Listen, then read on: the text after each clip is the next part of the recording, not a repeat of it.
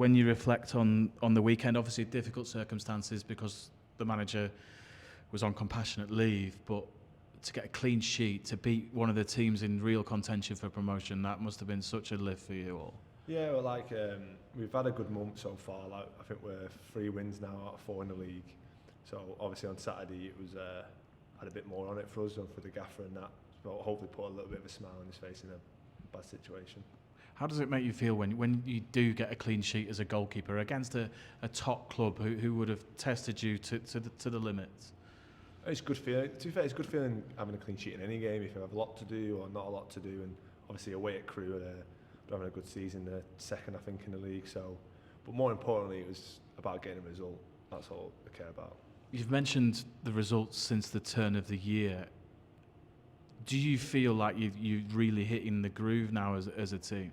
Yeah, well, we've always had a good dressing room and a good team spirit and that, and it's just about when you go on one of these runs, just keep going, and hopefully now we can just keep building on this.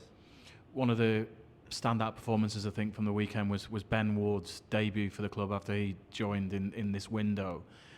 What did you think of his performance, and how did he help your defensive unit that obviously has been disrupted by injuries and things like that this season? Yeah, obviously we had Zach playing there. It'd be a big miss to the club. Like him and Faz were gelling well and formed a partnership. But obviously Ben came in, played really well, and obviously he's left-footed, so that helps. You don't often get a left-sided centre-half who's left-footed, and he played really well. When a new player comes into the club, a defender, for you, what are your responsibilities as the goalkeeper in terms of communication and things like that, and getting to know how they play and how they want to play? Yeah, it takes time, obviously, but like you said just then, communication is the biggest thing between all 6 of us, obviously 5 at the back. No matter who comes in and what position it is at the back, it's just communication. Obviously, over time, then you form partnerships and you understand each other better and how he likes to play and what he doesn't like. But that'll take time. So for now, it's all about communication. And obviously, Jed took charge. I guess he's no stranger to the front line role. How did you find it? No, it was the same. It was normal. Like he said, he's not a stranger to it. He's obviously speaks all the time, and we just cracked on, and it felt fine with him doing that. You were some distance away from it. What a goal! It's just he is playing unbelievably well for a 37-year-old footballer. It's just, I mean, it's one of the goals of the season clearly, but the vision to see that gap in the top corner was amazing. When it went in, I did have a thought to myself: if this is ever going to be a goal that wins the game 1-0, that probably deserves to be the goal. So, just how do you guys feel about Sean? He is a player who looks after himself, and I guess someone you look up to, and you know he's such an important part of the team. Yeah, he's brilliant around the changing room, and obviously people can watch him and take inspiration, because he's not only that, he works hard every game. He runs around, they put up highest numbers in the team some weeks, and like I said, he's 37 and he's still doing that, and it's people who are obviously wanting to play in the position and coming through the academy at Aki.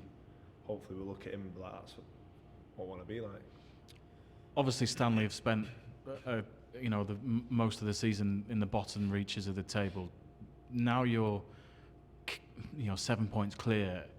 Do you feel really optimistic about where the season is going?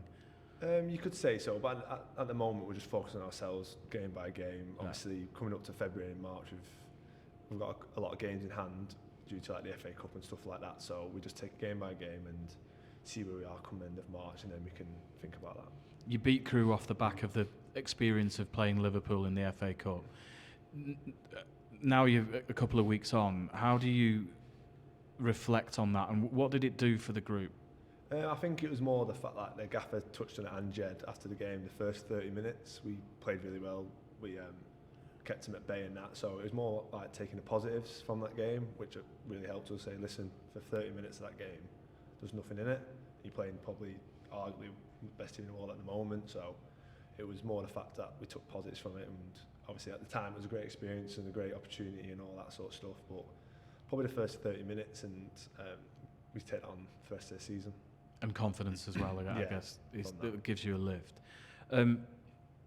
Just for you, Billy, obviously you had the time at Bolton, but this is kind of your first full season as the number one keeper. You took Michael Kelly's place. How has it made you feel? I guess it's been really good for you in your but development. like I said before about taking it game by game as a team, that's all I'm doing, and just need to play some games now because obviously I've been at Everton a while now, and obviously not been on loan. Obviously, what happened at the club was like players can go in and out and all that sort of stuff, and so now I've got my opportunity. It's more of like playing every game I can, put as much games behind me as I can, and then obviously hopefully showing people like I've not been doing anything for 3 years, but I haven't gone away. I'm still here. So obviously I'm thankful for the gaffer and Jed and all the other coaching staff to give me opportunity, and hopefully I repay them and keep playing when I'm playing. Have you got better? Yeah, of course, you get better every game, and then hopefully when I'm 35, I'll be still saying I'm getting better every game. Yeah. So you're never going to be perfect, but that's what I like about football, isn't it? You get better every game, you strive to be better. I know you say you're taking things game by game. You're obviously in a loan spell. What does the future hold for you, Billy? Do you any the wiser? No, and like I said before, I'm taking everything game by game. I'm just not thinking about that. I'm just cracking on with my job here for the team, for the staff, for the club and the fans, and that. I'm just off stuff outside of Accrington at the moment. I'm just not thinking about whatever happens at Everton happens, and in a realistic world, it's all about my performance on Saturday, and that'll just take care of itself. Everton will have obviously one eye on your progress here, won't they?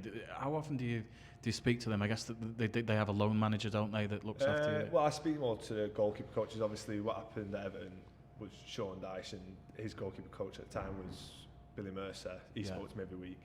And at the moment, David Lucas has took over the role. Yeah. Obviously, I've known Lucas since I was at Fleetwood. He was my first team coach at Fleetwood, so I speak to him every couple of weeks anyway.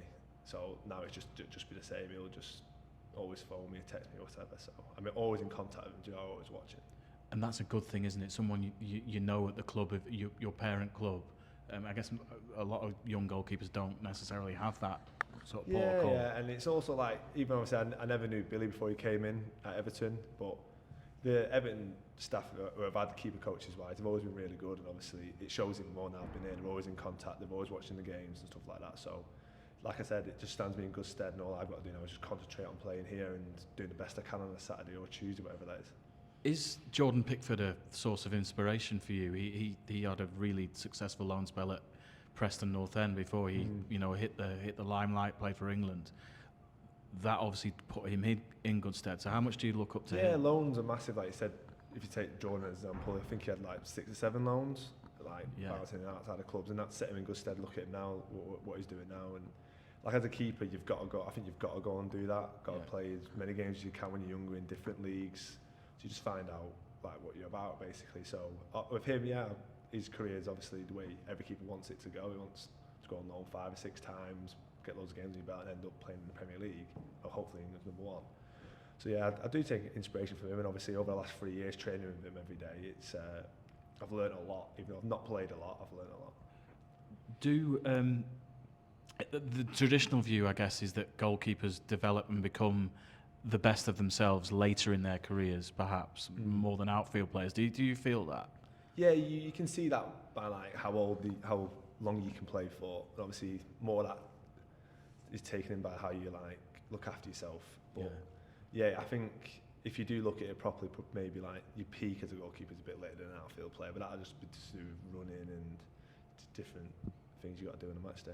Do you feel close to that peak? Do you feel?